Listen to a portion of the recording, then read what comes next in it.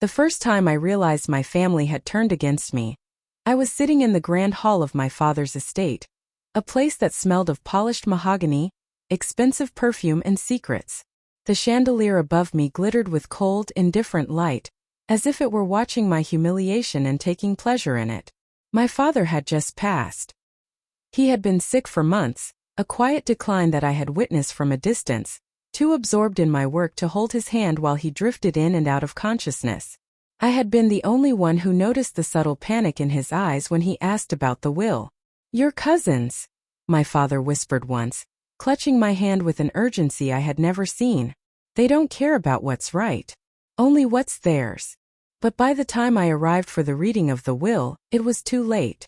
My so-called family had already divided the estate in their minds. I wasn't just ignored, I was erased. The lawyer cleared his throat, holding a large envelope as though it were a bomb waiting to detonate.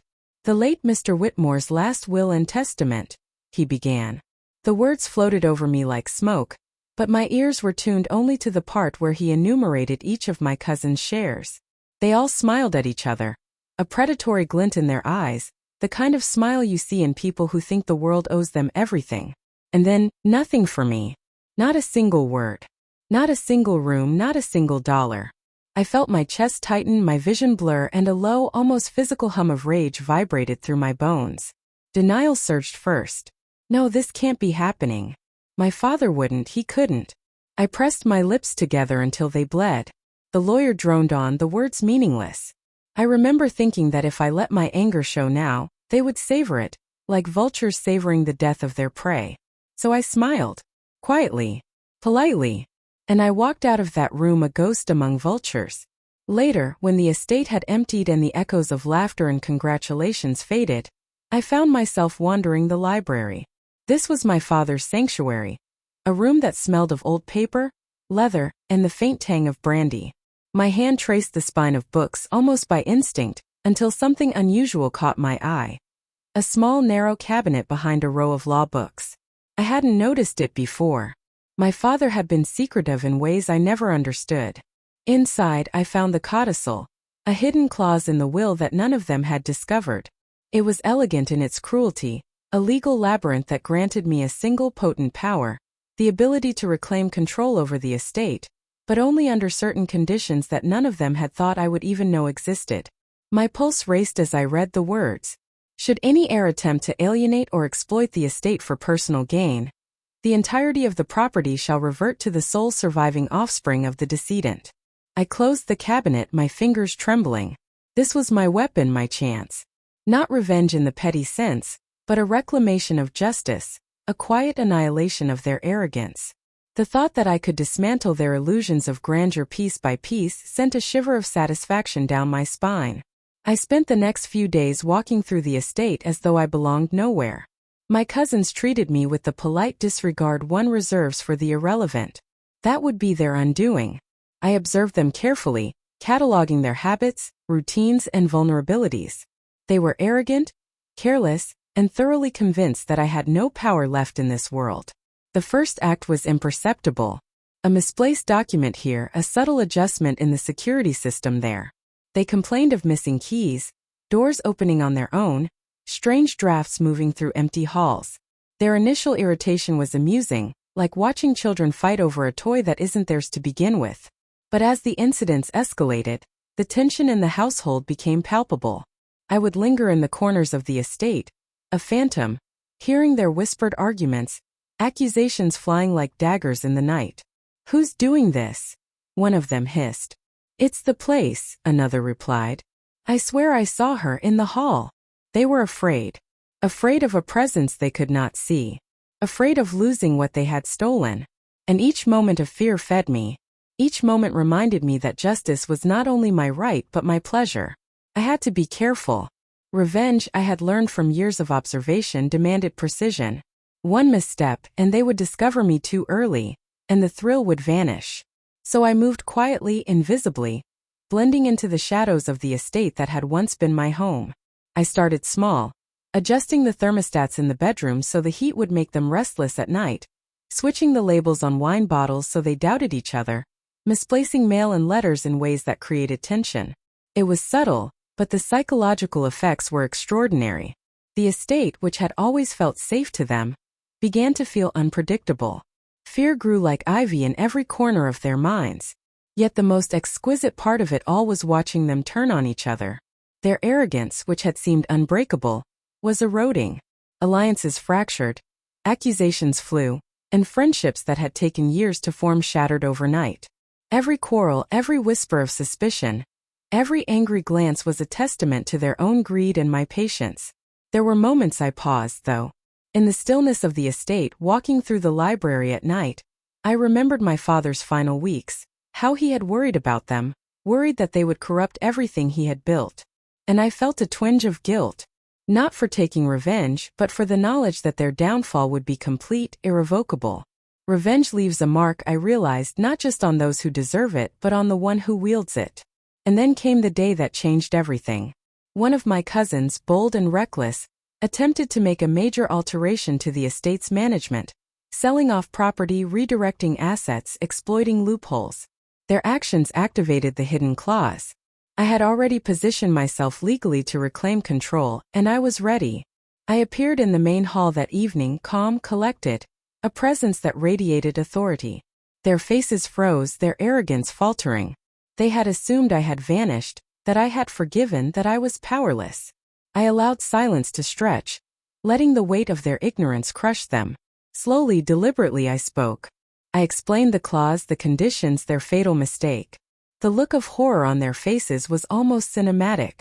They had built their little empire on sand, and now I held the tide in my hands. They could do nothing. Every act of greed, every betrayal, every assumption of my weakness had led to this moment. I had become the invisible hand, the unseen force controlling their fate. And yet, as I watched them crumble, a strange mix of satisfaction and melancholy washed over me. The thrill of revenge was intoxicating, yes, but the wounds that had allowed me to wield it ran deeper than anyone could see. My father's smile, his trust in me, echoed in my mind. This was more than revenge. It was justice, reclamation, and an homage to the man who had loved me unconditionally. By the time the first part of this reckoning ended, I was no longer a shadow in my family's eyes. I was a presence they feared, a power they had never considered. The estate had shifted, the balance restored. But the fire of vengeance, quiet and controlled, still burned in me, promising that the final act had yet to unfold. The storm that had been brewing inside the estate finally broke. I had waited patiently for the moment, and now it had arrived. The cousins who had so arrogantly assumed the estate was theirs were about to learn just how carefully underestimated I had been. Their legal maneuver to alienate part of the property had triggered the hidden clause, and I had positioned myself as the sole heir capable of invoking it.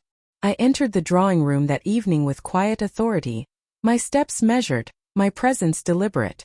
The lighting was soft, casting long shadows along the walls, but it only served to exaggerate their discomfort. They looked at me as though I were a specter, their earlier confidence evaporating in an instant.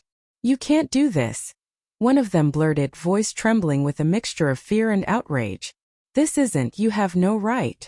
I let him finish, letting the words hang in the air. I had learned that silence, when wielded correctly, could be sharper than any accusation. Then I smiled faintly, almost serene. "I have every right," I said, each word deliberate, measured, cutting through the tension like a blade. "You only failed to see it." They stared, stunned. Some of them paled, others went rigid, their eyes darting to each other as realization began to creep in. The room was suffused with disbelief, confusion, and the bitter tang of humiliation. They had underestimated me, assumed I was powerless, assumed I had vanished quietly into grief. They were wrong. I had not vanished, I had been waiting, watching, learning, preparing. The lawyer, who had been present only to facilitate the process, looked slightly uncomfortable, aware that this confrontation was about more than legal procedure. I explained the clause step by step, outlining how their reckless attempt to exploit the estate had triggered it. Their eyes widened with horror as they understood that every move they had made to exclude me had backfired catastrophically. "It's over," I said softly, watching as the words sank in. "Everything you assumed was yours now belongs to me." The silence that followed was almost oppressive. They were reeling. A family that had thrived on greed and entitlement now exposed, powerless under the weight of their own hubris. It was intoxicating to watch.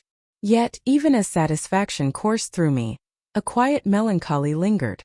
Revenge is never without cost. I could feel it, the subtle ache of isolation, the knowledge that these relationships were irreparably broken.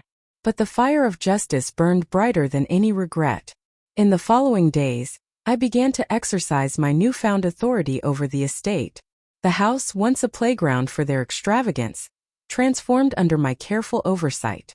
I implemented measures that preserved the estate's legacy and reminded them, quietly but unmistakably, that their greed had been their downfall. Doors that had once squeaked now moved silently. Rooms that had been disorderly were restored to meticulous order. Subtle reminders of my presence were everywhere. Letters filed precisely, artwork realigned, and security systems calibrated with exacting precision. Yet the most satisfying element of all was the psychological one. My cousins were consumed by the realization that their assumptions had blinded them. They were no longer untouchable, no longer in control.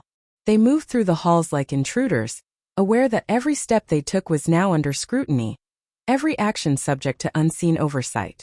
The fear and tension that had once been my quiet experiment had become permanent, and they could do nothing to undo it.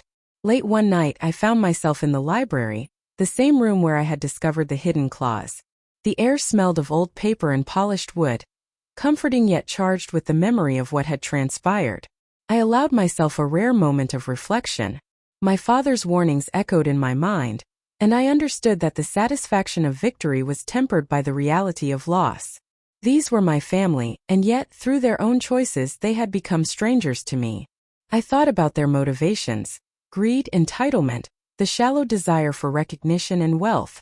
And I thought about myself, how I had been dismissed, ignored, and undervalued. The line between justice and vengeance blurred in my mind, but I knew this: the estate and everything my father had built would remain intact under my care. That was the ultimate triumph. The cousins, meanwhile, began to fracture further under the weight of their own shame and paranoia. Without the ability to manipulate the estate to their advantage, they turned on each other. Old alliances dissolved, friendships ruptured, and trust evaporated like mist. Every whispered accusation, every tense glance, every petty argument reinforced the lesson they had failed to learn. They had been careless, arrogant, and ultimately blind to the consequences of their actions. As I watched them, I felt a mixture of vindication and sorrow. Vindication for the injustice I had endured, sorrow for the family I had lost. Yet I could not deny the thrill of their dismay, the satisfaction of seeing their arrogance dismantled so thoroughly. I had been invisible, underestimated, dismissed, but I had turned their own hubris into a weapon against them. The final act of my plan unfolded quietly but deliberately. I called a family meeting under the pretense of reconciliation. They arrived cautiously, unsure whether this was another trick. I allowed them to speak first, to voice their grievances, their fears, their disbelief. And then I revealed my full authority, detailing every step of how the clause had been triggered, and how the estate was now fully under my control. The shock on their faces was almost beautiful in its purity. They had never imagined that I would claim not just the estate, but the moral high ground, the quiet, undeniable power that came from patience and foresight. Their protests were feeble, their arguments empty. The realization sank in. They had lost utterly and irrevocably. In the aftermath, I took deliberate steps to secure the estate's future. I restructured management, put safeguards in place to prevent future exploitation, and established my authority in a way that left no room for doubt. The estate was no longer a playground for the greedy.